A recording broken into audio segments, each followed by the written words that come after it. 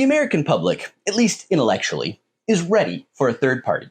A 2021 Gallup poll showed 62% of Americans felt that parties do such a poor job representing the American people that a third party is needed. Only 26% said the major parties were doing an adequate job. The number was even higher, 71%, amongst millennials, according to a 2017 NBC poll. The public says that they are open to this concept.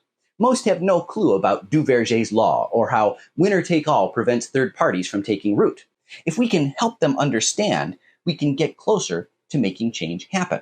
Challenging the major parties does not require overwhelming majority support because the major parties do not have overwhelming majority support. In those rare cases of a competitive election, adding another contender lowers the threshold to victory.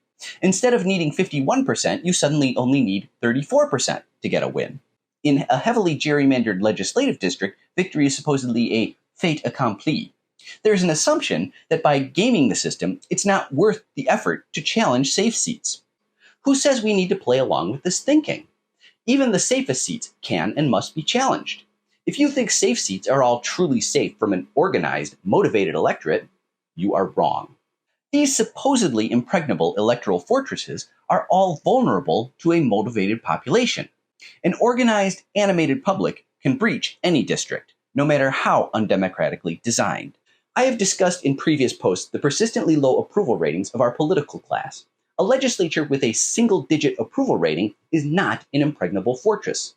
The battlements are crumbling, and our political class is highly vulnerable to siege. It is our democratic duty to breach the gates. Our lives and our children and grandchildren are depending on it. There is no reason to leave well enough alone. It is time. Independent voters outnumbered those who identify as both Democrats and Republicans. Party identification is on the decline because people are getting wise. Neither party cares about you unless you have money.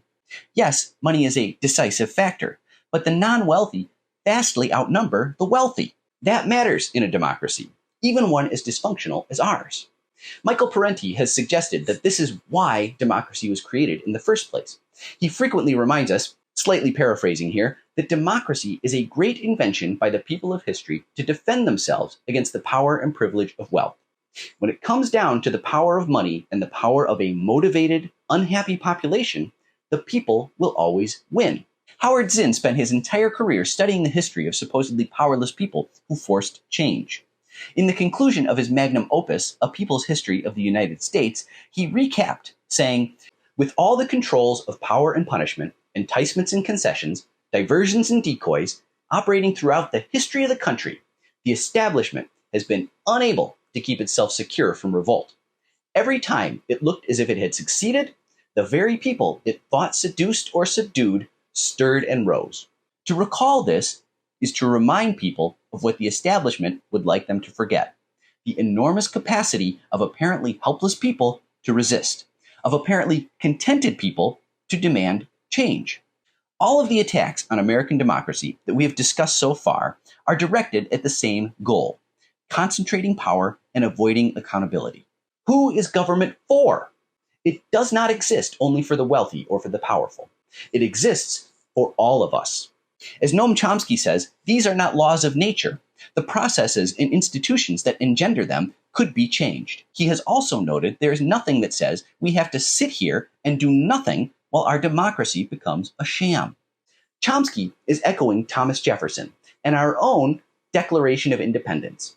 From the third sentence of the preamble, governments are instituted among men, deriving their just powers from the consent of the governed.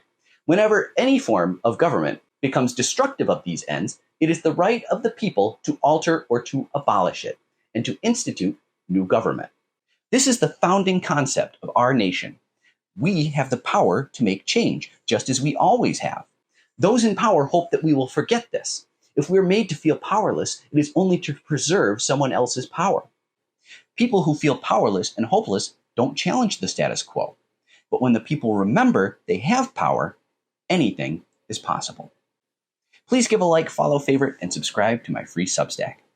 Friends, Romans, countrymen, let's make them pay.